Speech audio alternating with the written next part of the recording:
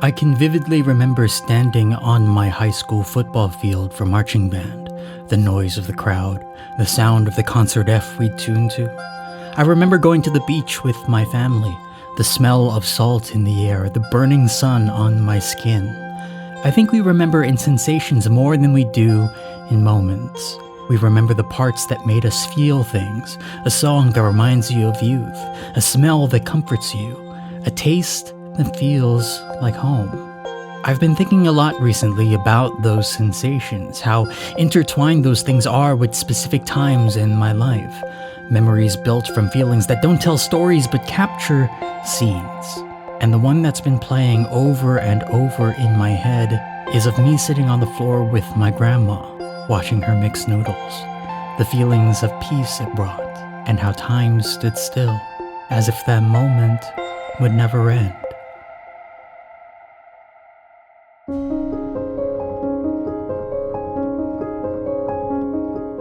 Sweetness and Lightning was originally published in Good Afternoon Magazine in March 2013, with an adaptation by TMS Entertainment airing in summer 2016. From author Giro Amagakure, the story follows Kohei Inuzuka, a widowed father raising his young daughter, Sumugi, after the loss of his wife. Through a chance encounter with his student, Kotori Ida, at a cherry blossom viewing, Kohei begins a journey of learning to cook alongside her for the sake of making delicious meals for his daughter.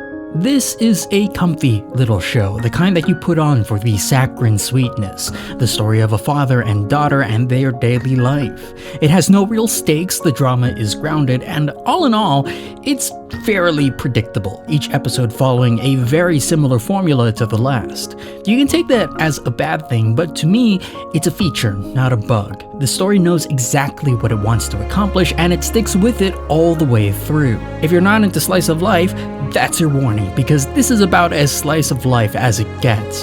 But if you do like that sort of thing, are in the mood for something lighthearted, and don't mind episodic stories, this is definitely worth checking out.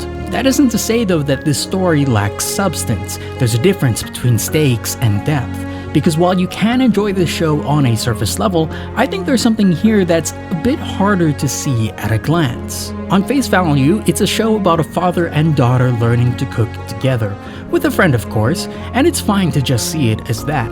But I want to offer a slightly different perspective, not in a way that changes the story's premise, just in a way that reframes what's being presented. At the heart of this is a question. What is slice of life trying to do? What exactly is the appeal? It's a genre where, let's be honest, nothing really happens. In a show like Sweetness and Lightning, there are no major character revelations. No one undergoes a drastic transformation. Everyone is pretty much the same from beginning to end. Sumugi learns the nuances of friendship, her relationship with her father slightly deepens as the story moves along, but she's not really a different person. The biggest character transformation lies in Kohei, when he decides that he should start cooking meals for his daughter and that they should probably eat together. But that happens at the very beginning. It's the premise of the show. And I wouldn't really call slowly becoming a better chef a compelling character arc. Even then, what would that arc even represent? Kohei's increasing love for his daughter? It isn't like he didn't love her at the start. All of that is to say, change is the wrong lens to use for a story like this. That isn't the point. I think that's why some people find slice of life boring, because it's a lot of the same. I won't argue against that, it's true. And whether you like that sort of thing is a matter of taste. Everyone has their own. But what I will say is that there is value in that kind of storytelling. For one thing, there's the realism.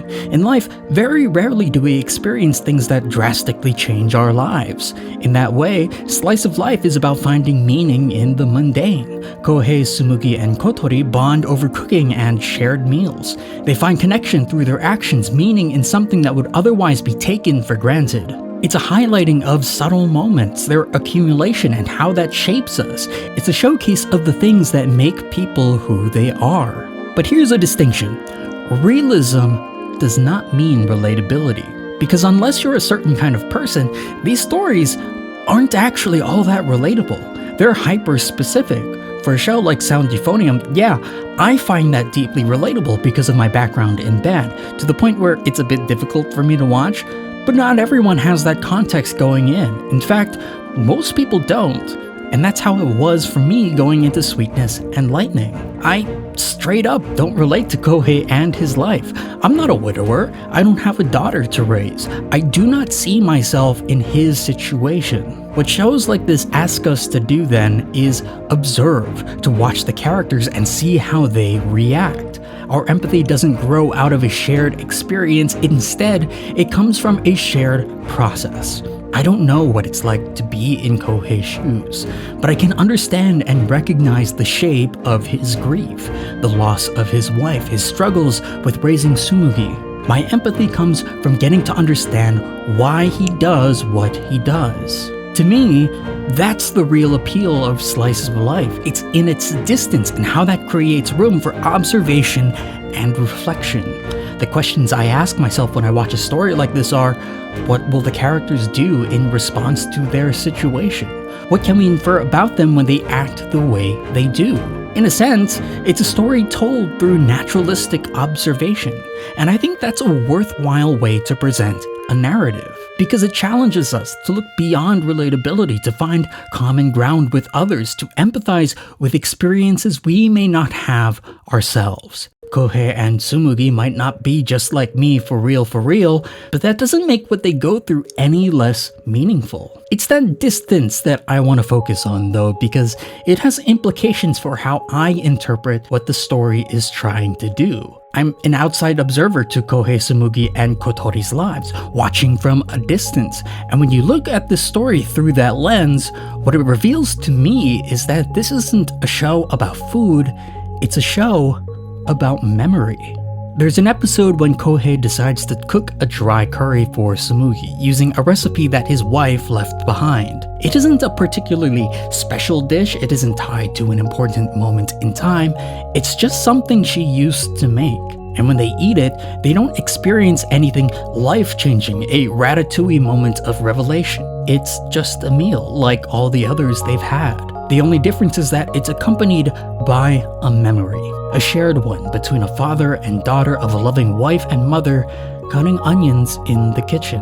As they go home that night, they reflect on that memory, this small moment, insignificant in the grand scheme of things.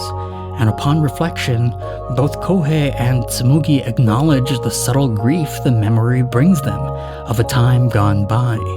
Tsumugi cries, her father comforting her, and then they continue home, recounting the meal they just had. I think this is one of the most important moments in the entire series, an encapsulation of what it tries to do.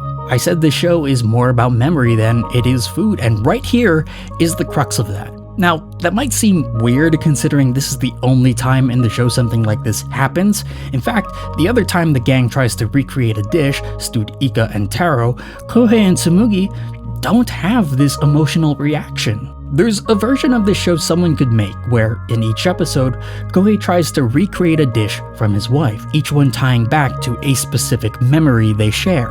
That might be interesting, I don't know for sure, but that would fundamentally be a different kind of show. Ultimately, something like that would be about nostalgia, remembering, bringing the past into the present to help Kohei and Tsumugi process their grief. However, it's clear that the story as it's presented doesn't try to do that. When I say the show is about memory, I'm talking about moments like Tay cutting onions, not the act of remembering that moment, but how memories like that are made. Episode after episode, the story follows the same formula. Kohei, Tsumugi, and Kotori find a meal they want to make, they cook, and then they eat. It is mundane, everyday life. But pair that with the distance the show tries to maintain, and the result is a very specific feeling. I don't know if this will make sense, but this combination of distance and formula makes it feel less like I'm watching events unfold and more like I'm watching events that have already happened. Because we already know where things go, we know the result. There isn't any drama that comes from what the story does. And while that seems like a weird way to structure a plot, it's strikingly similar to the experience of recalling a memory. Memories are reconstructions of events that happened, reflections without conflict or plot. To me, this show feels less like a narrative being told and more like events being remembered. Because when we recall memories, events don't build to anything. We already lived those moments and know exactly what happens. In that way, each major moment in the show feels exactly the same as Kohei and Tsumugi remembering Tang making curry. That's the lens I view this story through, a recollection of moments ingrained in the foods the characters make and eat. It's a show about dancing for good luck, the magic of trying crepes for the first time. It's about witnessing moments that eventually become memories. There's nothing special about a mother crying while cutting onions, but for some reason, the moment tied itself to curry. And it makes me wonder what other moments in Kohei, Tsumugi, and Kotori's lives they'll remember now in what they've made. We don't choose what moments end up becoming memories, or what sensations end up bringing them up. All we do is live life, unaware of what we'll remember later on. There was a time in my life when I didn't like squid. I don't really know why. I was little and I just didn't like it for some reason. But I remember the moment when that changed. A time with my grandma, when she hid a piece of squid in a spoonful of rice. I ate it and thought to myself, this isn't so bad. I knew what she was doing, of course. I was young, not stupid. But I remember that time. And that's what I think of now whenever I have squid. A rather mundane moment committed to memory. And the show makes me realize that I have a lot of those quiet moments with my grandma, tied to the foods she made. Sarshado, sinigang, bistek, bola-bola, palabok, all of those foods I associate with her. A moment standing beside her in the kitchen. Times we shared a meal together. A smile she gave me after I finished a plate. I never realized in those moments what memories were being made, how deeply she was tying herself to my sensations. And while she probably didn't know she was doing that, it doesn't change how I feel or what she left me with. Mundane moments, memories of life, not the narratives I tend to build for myself. I think I spend too much time trying to justify a moment's existence, trying to extract a deeper meaning out of things that happened to me, instead of simply acknowledging them as part of my life. It's not always bad to try and build those narratives. Sometimes that helps us learn more about ourselves. But how many moments do we end up ignoring, pushing aside, just because they don't change us fundamentally?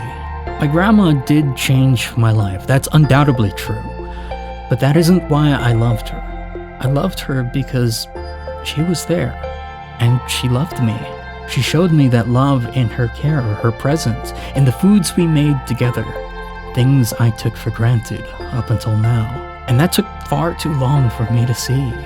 But when I cooked the foods she taught me, the ones we made together, I find myself reflecting on the time we did share. All those mundane moments of everyday life fill my head. Because mundane or not, that time was precious. It was time with my grandma that I will never experience again. Part of growing up is coming to terms with how little time we have with people we love. And even though I know that, it sucks that we don't get more. But having ways to remember those tiny moments where we live most of our lives helps us carry the memory of the things we've lost as we move forward. What Kohei gives Tsumugi, whether he realizes it or not, is a way for her to remember the time they shared. And we get to see that play out in front of us throughout the show. Memories in the making.